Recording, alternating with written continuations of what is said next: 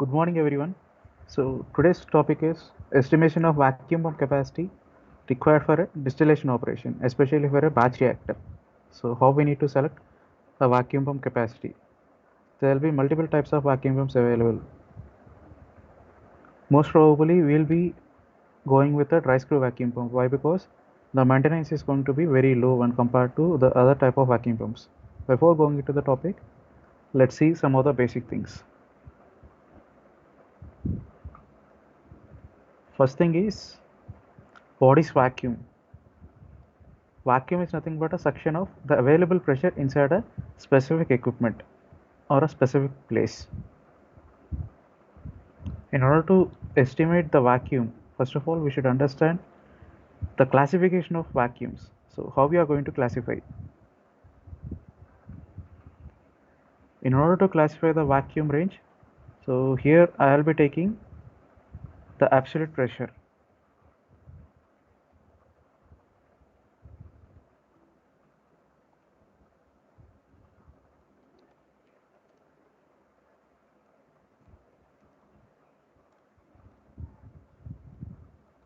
So, the absolute pressure here I will be taking is in terms of torques.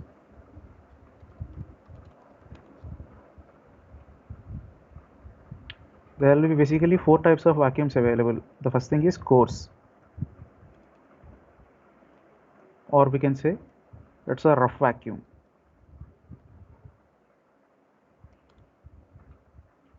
The second one is medium vacuum. The third one is fine vacuum. And the last one is ultra fine vacuum.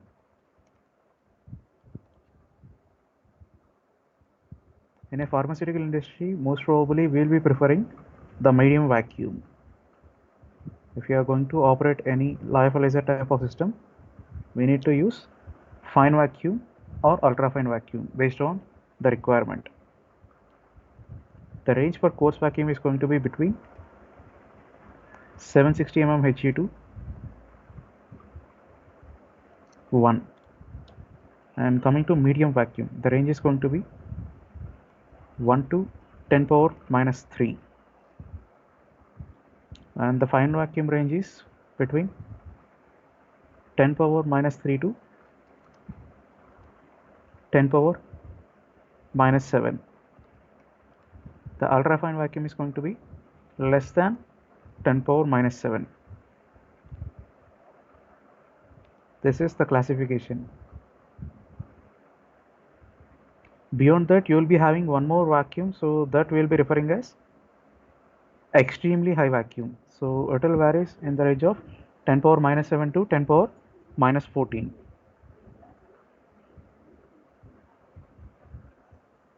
Now let us take a case and try to determine the vacuum pump capacity. Before going into this calculation, we have to understand three terms. The first one is air seepage, and the second one is carryover load. Third one is non-condensable load. These three things we have to understand. The first one is air seepage. Every equipment is going to be manufactured using certain type of weldings as well as joints of metals, and sometimes we are going to add some of the auxiliary equipments like the condensers, the vapor lines and all through some joints. We will be referring them as the flanges. Due to these type of connections, there will be some air escaping which is being observed, like whenever you are going to perform a pressure test to the system. So we are going to apply a pressure of 2 kg per centimeter square cage, and after applying this pressure to the reactor, automatically in a certain amount of time there will be some pressure drop which is being observed. The pressure drop indicates there is a loss of pressure that we have applied. It is nothing but a gaps. Usually it will be in terms of the pores in a metal, and the second thing is going to be about the joints where you are going to tie them using the bolt and nut. The losses will be referred in terms of the air seepage. Losses through pores as well as flanges.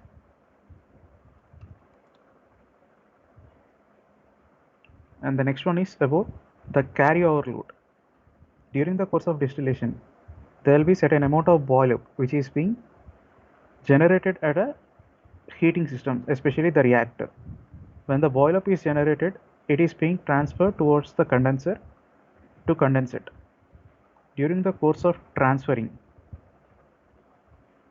when it meets or when it reaches the condenser, automatically due to the delta T, that is the temperature difference between the utility as well as the vapor, automatically the condensation will start and some of the vapor will left uncondensed. Whenever this uncondensed vapor tries to escape from the condenser from being condensed and it travels into the vacuum pump, it will have a direct impact. It will lead to reduction of vacuum.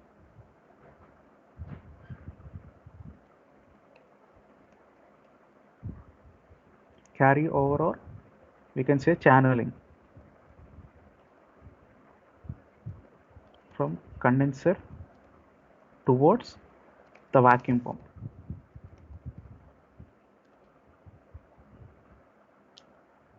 This is nothing but a carryover load.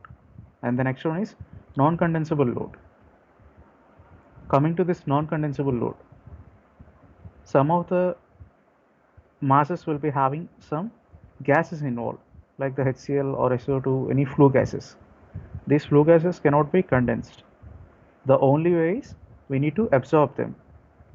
Why? Because each and every gas, like especially let's say we got a HCl, the boiling point is going to be very very low, so that the available utilities like -20 brine or -40 brine will be inadequate to condense them.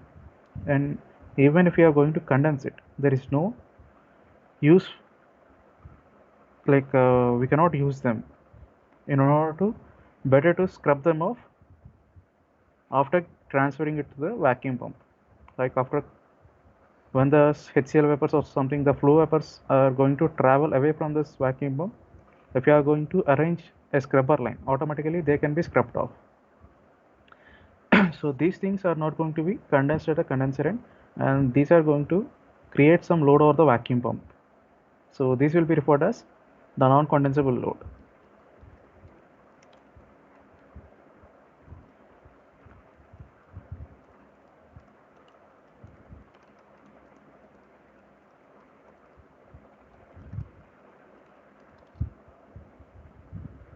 These things we have to estimate. If you are able to estimate these three, the air seepage, the carryover load and the non-condensable load, we can easily determine the vacuum pump capacity. In order to estimate the vacuum pump capacity, we will be using the simple equation PV equals to nRT. The customized form that we are going to use is V. This is nothing but a volumetric flow rate of the vacuum pump equals to nRT by P. As a part of customization, we will be taking it as the R value is going to be 83.14 and the temperature is going to be in Kelvin. Moles is going to be the same, and coming to the pressure, this is going to be 1.33 multiplied by P in torrs.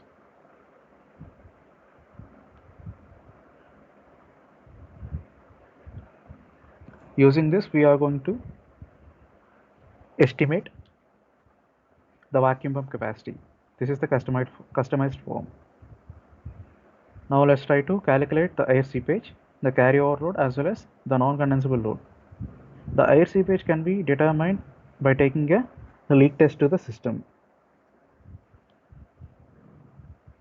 The average or the acceptable leak rate for a distillation system is going to be 50 torr in 1 hour.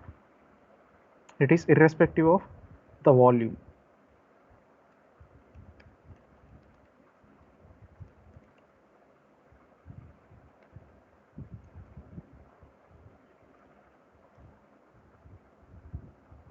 Using this, we need to estimate the seepage. Let's say the system volume is, like, the reactor capacity is 5 kl, and we can say the receiver capacity be 2 kl, and the auxiliaries is going to be around 1 kl. So the system volume that I will be considering is 8 kl overall. This is the system volume. Now again we need to use the same formula, PV equals to nRT, in order to estimate the number of moles of air that is going to enter into the system.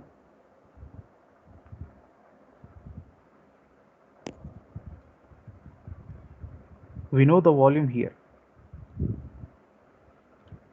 And coming to pressure,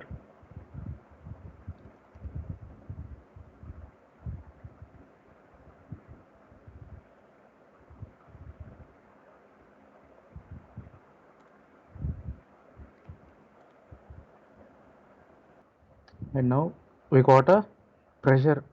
This pressure we have achieved from the leak test, that is 50 torr per hour. Let's try to convert this pressure into atmospheres by dividing this with 760. So thus we got. And the next one is the universal gas constant, the R value. This I'll be taking in terms of 0.08314, and the units are going to be liter, atmosphere, per gram mole, Kelvin. Okay, this we have taken. So by now we know pressure, we know the volume, we know the universal gas constant. The temperature be,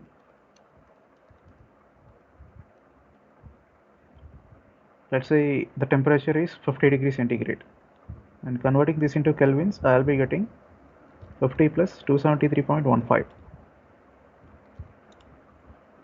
Now we need to calculate the moles, that is N. We are going to calculate this using the formula PV by RT.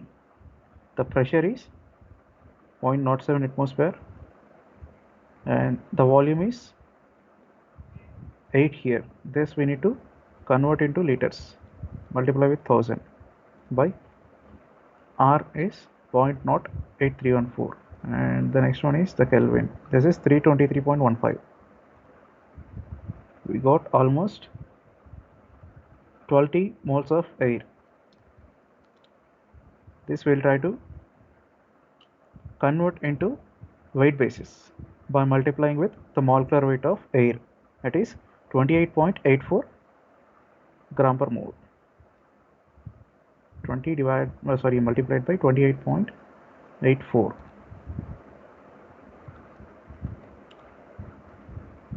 That means a total of 565 grams is being ingressed into the system.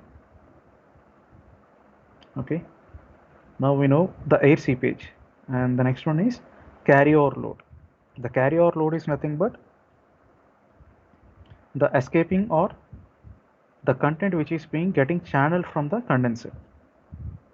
Now let's say I'll be taking it as the boil-up that I'm going to get from a reactor is almost 500 kgs per hour. This amount of boil-up I need to get from the system.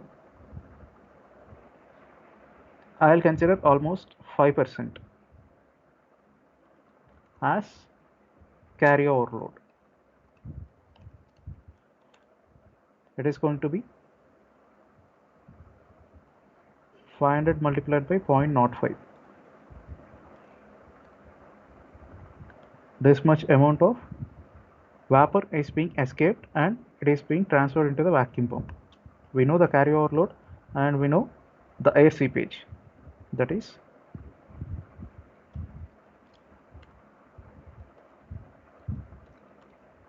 0.5649 kgs per hour. The next one is non-condensable load.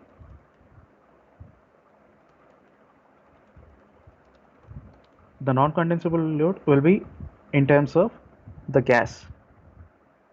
Usually whenever the reaction mass is having certain flue gases which are not required for a specific operation. In such a case, we need to strip them off during the course of distillation. Here in this case, I will be taking the non-condensable load as hardly 4 kg per hour. Usually this non-condensable load shall be determined after performing the material balance for a available reaction mass. Okay, based on the performed material balance, we will be able to understand the total non-condensable load. Here in this case, I have taken the non-condensable load as 4 kg per hour.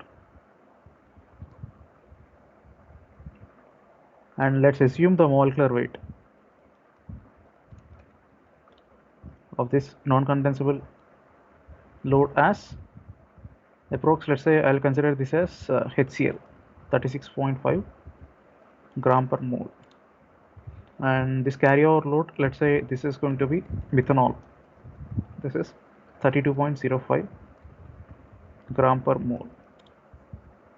Now we have understood about the seepage rate, the boil up rate, the carryover load as well as the non-condensable load. Let's try to estimate the vacuum pump capacity. The vacuum pump capacity is nothing but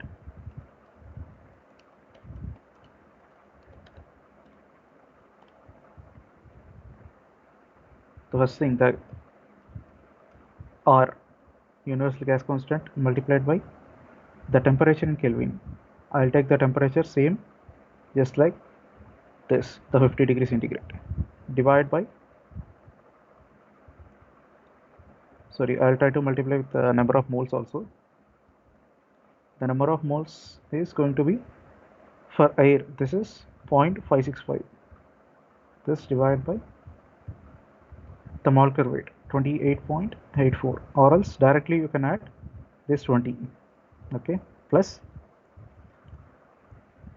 the moles of carryover load 25 divided by 32.05 plus 4 divided by 36.5 and divided by, we got the pressure 1.33 multiplied by, here in this case my assumption is I want a system I want a vacuum on the system as 10 torr, so I'll be taking the absolute pressure here, that is 10.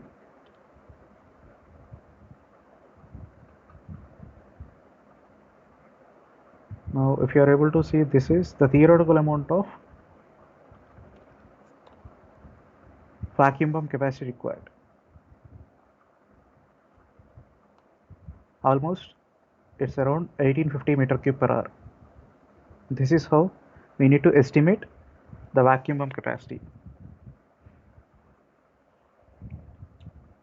Usually we'll be operating the capacity of a vacuum pump in the range of 500 to 600 meter cube per hour. The reason for getting such a higher load is due to the carryover load and the non-condensable loads. Let's try to take off this carryover load as well as the non-condensable load, then you can understand better.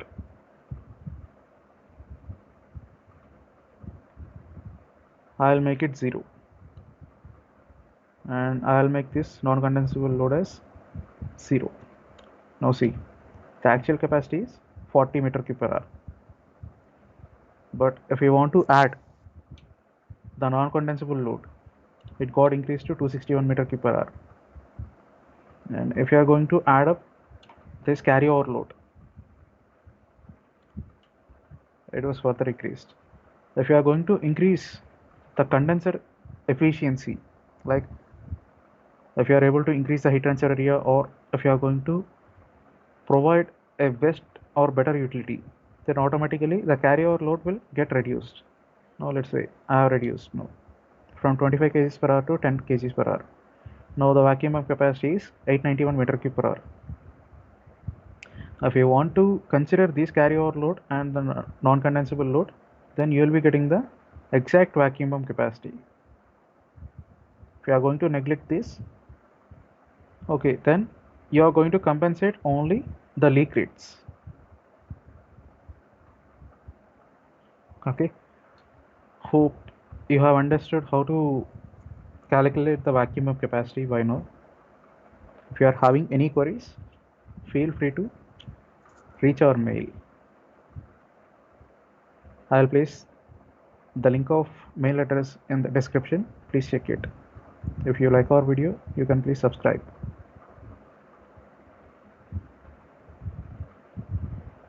You can download our app on Play Store. They will be having all the type of calculators. So this is our calculator. It will be having almost 12 to 15 automated calculators, and apart from that, if you want to browse through our website, you can install our app, Pharma Engineering.